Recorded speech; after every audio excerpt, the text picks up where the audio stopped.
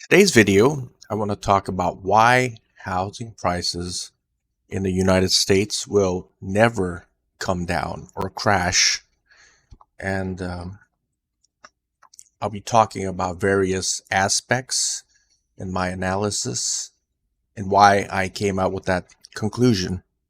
So let's begin. So in figure 1, as you can see, the average price of homes in the United States from 1930 to 1970. And you can see that on figure 1.3 on the bottom. A house in 1930 cost $6,000. This was right when the Great Depression started, so the prices of assets were inflated back in 1930.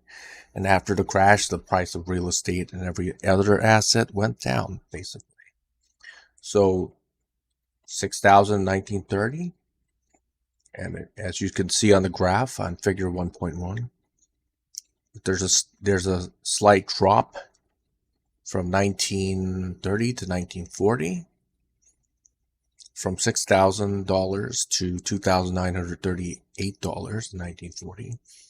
And from 1940, the price of real estate didn't go down again. It's just a incline of, let's say, 25 or 30%, as you can see. So from 1940, it was $2,938, and it went up to $17,000 in 1970.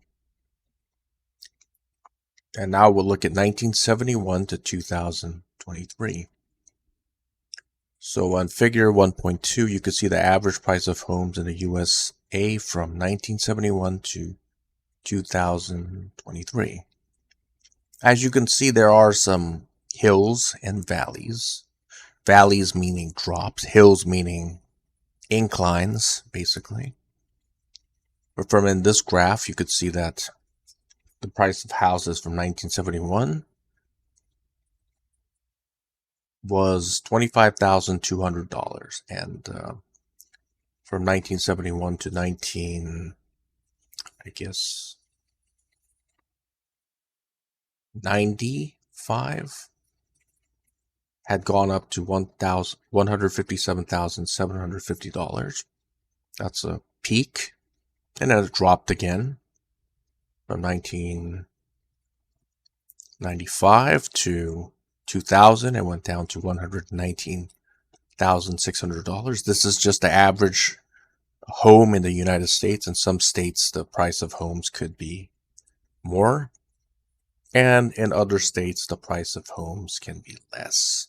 Like if you live in New York City or California or any of these coastal states, the price of homes would cost considerably more than the average price of a home in the United States. The average meaning just a 3-bedroom, 2-bath home in the US for an average family, basically. So as you can see, from 1995 to 2000, there's a kind of a little drop, and then from 2000 to 2005 and 2008, it goes up to $240,000. It drops from there. 2008, of course, we had the financial crisis, and it dropped to $173,000 in 2010. And after 2010, we had all this quantitative easing stuff, and that caused the price of homes to go up. And it's been going up ever since. Today, the median average price of a home in the U.S. is $413,500. In some states, it's more. Like where I live in California, it's $720,000 or something. New York City, it's probably 800 something thousand, something like that. So now, on the next figure, where you see on the right, you see the average price of homes in the U.S. from 1930 to 2023. This is just a comprehensive graph. As you can see, from 1930 to, I guess, about 1971, the price of housing was pretty flat, as you can see in the graph. And as we move from 1971 to 1980, you see a very big incline or increase. And then from 1980 to 97 or something, it's another steep incline. There's a little bit of a drop from 1995 to 2000, and then it's another steep decline as a result of interest rates being very low in the 2000s to 2006, I think. That caused real estate prices to go up, and it dropped a little bit from 2008 to 2010, I'd say. And then it just skyrocketed from there. You can see that from 2010 to 2023, that is a very steep incline. Maybe about 75% or something. Very steep. So let's move to the next slide. So in this slide, you see in figure 2.1, U.S. national debt from 1971 to 2023. The national debt has pretty much skyrocketed a lot. In 1971, it was $371 billion. In 2023, this year, it's $33,848 billion. We could also say that's 33.848 trillion. That's a lot. That's a very steep increase. So as you can see from figure 2.2, the national debt of the USA from 1930 to 1970. It's pretty well. There you do kind of like see a steep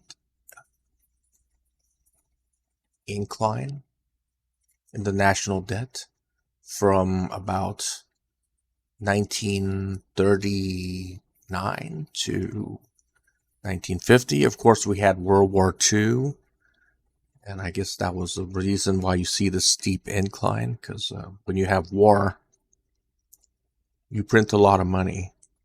You produce everything you need to fight that war and win it.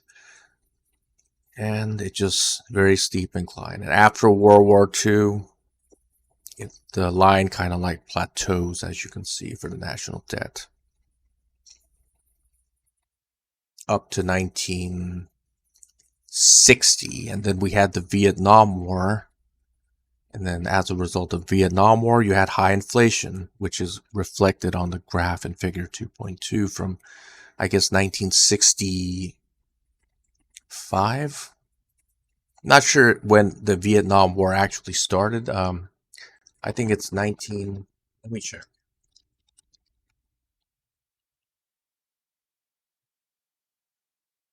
When it started. It started in 1955 and started in November 1st, 1955, and ended in April 30th of 1975, okay? So 1955, of course, here. You kind of like see a little bit of an incline, and then as we went into the Vietnam War, you have a very steep incline in the national debt because the government had to borrow a lot of money and print a lot of money to finance the war. Okay? So this isn't anything compared to the national debt that we had from 1971 to 2023. If you look at the overall map in graph in figure 2.3, you could see that the national debt from 1930 even up to 1980 is a very small amount compared to the national debt from, I guess, from 1980 to 2000. That's a pretty steep incline. And then after that, after 2000 to 2020, that's even a bigger incline. And then as we go into, I guess, 2010, you see the national debt go up from 13.56 trillion to 27.748 trillion from 2010 to 2020, because we had all that quantitative easing and we had the pandemic in 2020, and the government printed a lot of money, and we see a very steep incline in the national debt, right? So let me move to the next slide. So we have the GNP of the United States from 1930 to 2023 in figure 3.1. And the GDP was about 92.87 billion in 1930, and the GDP today is 27.81 billion, $27.81 trillion, or $27,810 billion. Now that is, and we could see a comparison in 1930 to 1970. The GNP, or the gross national product, went up 11.62 times in the past 40 years, from 1930 to 1970. And we could see another comparison. GNP in the United States from 1971 to 2023 was about 23.72 times, from $1.17 trillion to $27.81 trillion, basically. So a 23.72 fold increase in the past 51 years. So as you can see, the GNP is going up because there's increased productivity, and because we had a lot of stuff that was invented in the 1970s, like the printed circuit board, computers and other stuff, robotic arms, and other forms of technology that enabled automation, which enabled the economy to be more productive, even though with less people being used, right? So as you can see in the figure on the right, in figure 3.3, the population of the United States. The population always increases. As a result, the more people you have in a country, the more resources you'll need for those people, right? So when the population increases, they need more houses, right? They need more, they need to use more oil. They need to use more natural gas. They need to use other resources. They need to use more food, right? More fertilizer has to be utilized to grow this food and stuff like that. So the population of the U.S. when in 1930 was 123.2 million people, and today in 2023 it's 339.99 million people. So the population increase from 1930 to today is about a 2.76 fold increase. However, the GNP went up 11 points. From 1930 to 2023, the GNP went up. Let's see how much. A staggering 299.45 times from 1930 to 2023, because we had a lot of technological advances which allowed us to do that. We're able to be more productive by using computers and machinery, and we also had globalization and stuff like that enabled people to buy goods for much less money and all those things. So the population keeps increasing. The GNP keeps increasing, so there's more productivity in the economy. And there's population growth, right? Those are all pressures on real estate, basically.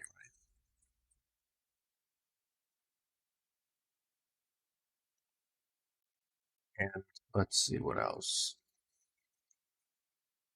So GDP in relation to the gross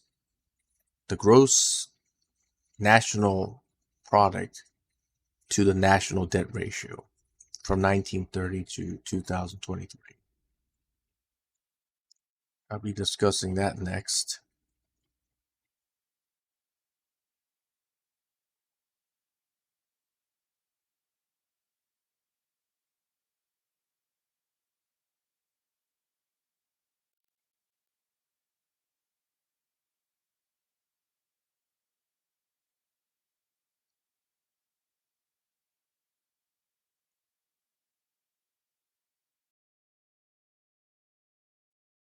On the next slide, I'll be looking at the GNP of the United States and the US national debt and comparing the two together.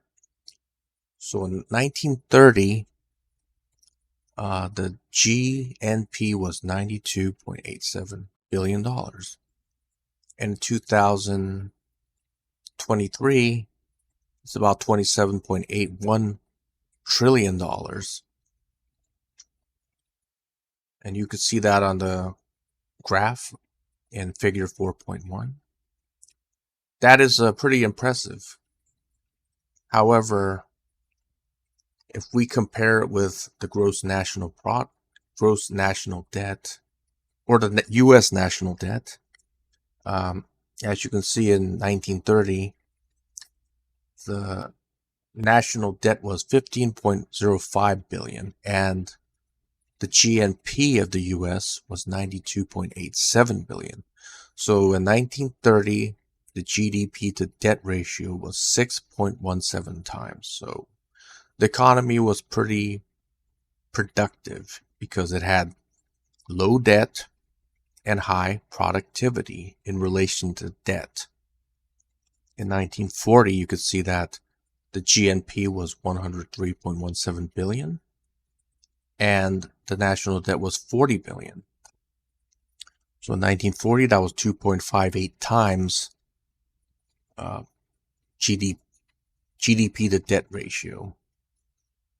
And then we could go all the way down to 1970. And 1970, it's 1.079 trillion in GNP, and the national debt was $371 billion. So that's 2.19 times in GDP to debt ratio. And as we go up from 1971 to 2023, that number did kind of like increase the debt to GDP to debt ratio, as you can see in figure 4.5. 1971, 3.16 times. Pretty productive. Up to 1985, it was 2.39 times. That's also pretty productive. And as you can see, as we go into 1990s, this number started to diminish, right? The GDP to debt ratio from 1985 to 1990, it dropped from 2.39 to 1.86. And then from, 1995 to 2000, it's been pretty flat. It went down a little bit from 1.86 to 1.83. And from 2000 to 2010, it was 1.83 in GDP to debt ratio. Went all the way down to 1.13 times. And then from 2010 to the present, it's actually gone down. The GDP to or GNP to debt ratio. In 2010, it was 1.13. 2023 is 0.822.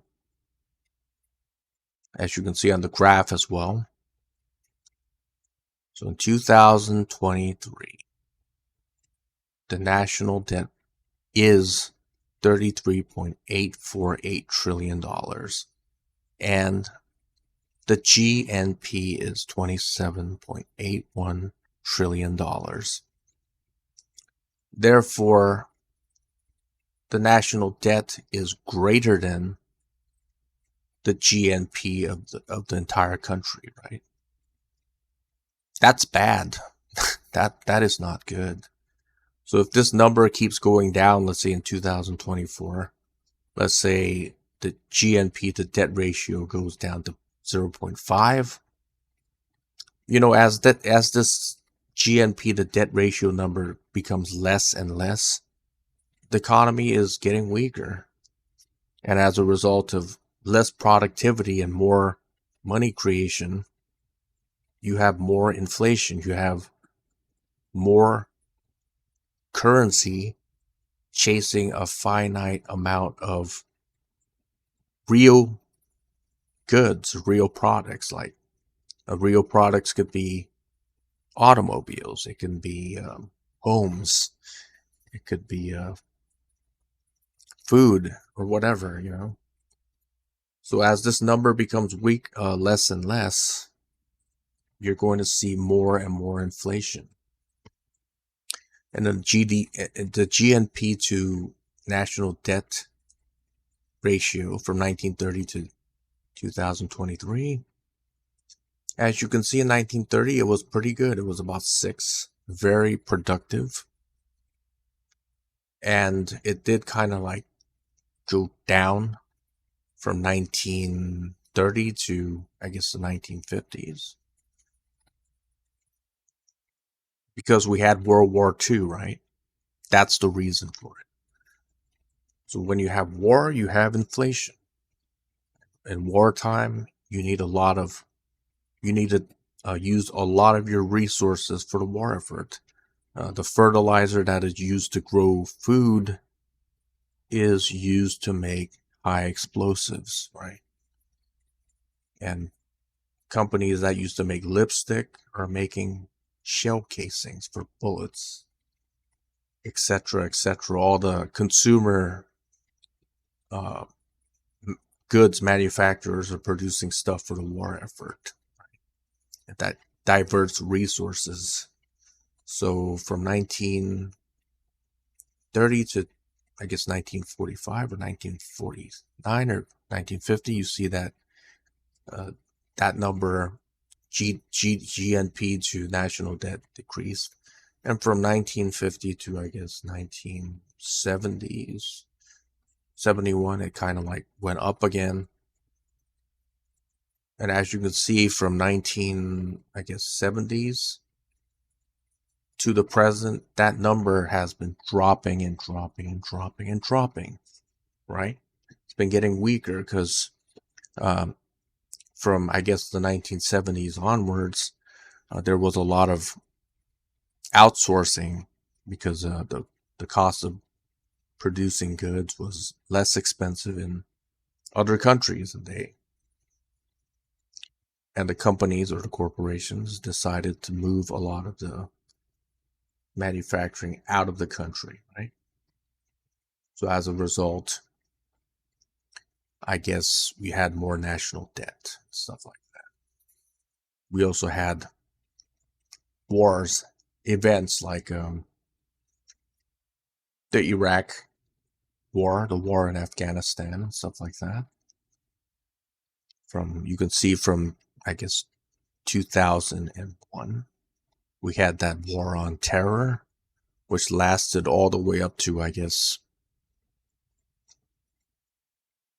Iraq. In Iraq, it ended in 2011. In Afghanistan, it ended in, I think, 2021 or something. That was over with that. And as a result, we were using all this money for warfare. which was not very productive, as you can see, using resources for war wasn't productive from World War, as you can see, from World War II, and it basically causes the nation to have a lot more debt in relation to the gross national product, right? So this is why the price of homes is never gonna go down, because eventually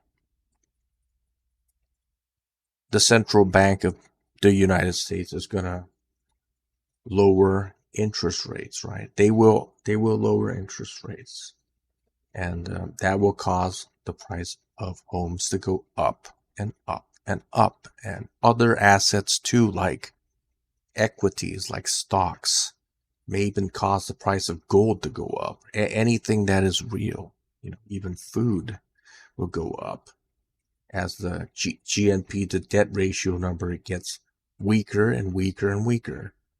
Because in a strong economy, prices go down because the more you produce of something, means there's more supply. And if there's more supply than there's demand, then obviously in the supply and demand curve, the price goes down. If there's less supply and more demand, then what happens? The price goes up. It's as simple as that. I mean, that's what managing the economy is all about. Right? It's about using the right amount of resources to produce stuff in the economy, so you could produce it at a good price, so people can buy it in. This constitutes a strong economy. So from what I see, I don't see a very strong economy right now. I see a very weak economy. And if you make any type of weapons, you're diverting the resources from the consumer market to the military-industrial complex. You could use that. You could use that ammonium nitrate to make fertilizer to grow food, or you could use it to make warheads for bombs and stuff. You could use it either for this or that, but you can't do both. There's a finite amount of resources in this world, and that's what people have to know.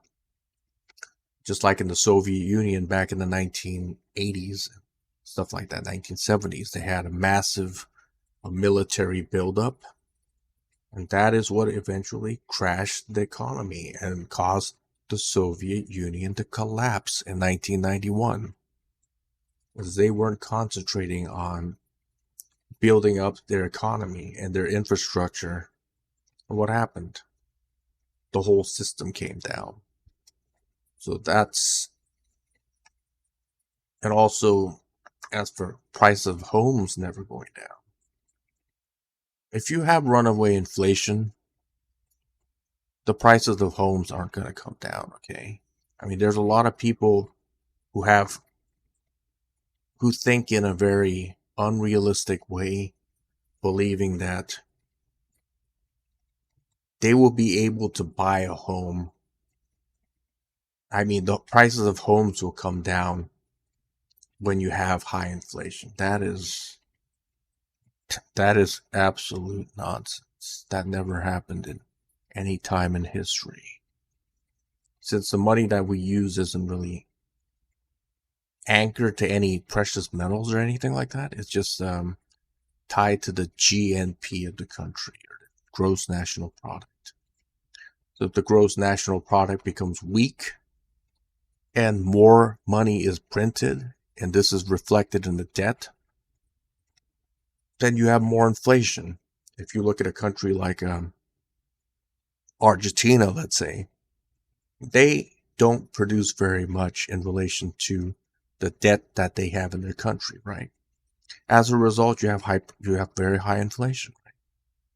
If you don't produce anything and you print a lot of money, then that devalues the currency. And with currency devaluation, you ain't gonna have housing housing prices crash. Okay, it's just not going to happen. People are just touting this. Well, the housing prices are going to crash and I'm going to be able to buy a house for pennies on the dollar. And there's other pressure too. The pressure is from people who invest in real estate. They all know that. What happens? They all understand that the price of real estate is something that is inflation proof. And you could use a house as an asset, right? A financial asset. You could use this house to rent out to other people so they can pay you rent, right? It's a cash producing machine, basically. And it isn't just Wall Street investors that know that. It's almost every person on the street that knows this now, right? You should buy real estate and you should invest in it. And you could turn it into a money-making machine. Since everybody knows that, and the population is growing, and the currency is constantly being devalued, this fantasy that people have that the real estate's going to go down, just not going to happen. It's not reality. It's a valuable asset right now. It's a financial asset. Because the U.S. isn't really a country that manufactures a lot of stuff, right? I mean, most of the stuff is just servicing debt, right? You get somebody in debt to buy a car or vehicle or a home or a college or higher education to finance their higher education. And stuff like that, and the people in Wall Street just collect the fees from that and the interest, and giving credit cards to people and charging high rates of interest, and investment companies buying up real estate and collecting rent from people and giving it to their investors, right, as a form of rate of return. So that's how the economy is structured. And since it's a financial asset, there's a finite amount. It will never go down. I just want people to understand that. And if you hear any of these gurus saying that, just save your money and you'll be able to buy this real estate for a fraction of what it is worth today. Not going to happen. This is not the 1930s where money was basically gold. And of course, governments cannot print gold. Sure, they could use reserve fractional banking, but that's good up to a limit. And after that, you can't exceed it. In this current monetary system that we have, there is no limit to how much money can be created out of thin air or from a computer entry. Unlimited amounts of money can be created out of thin air. So if you have a house and you paid it off, just hold on to it. And that's what I want to share with you today. If you have any thoughts or questions, you could leave it in the comment section below, and thanks for watching.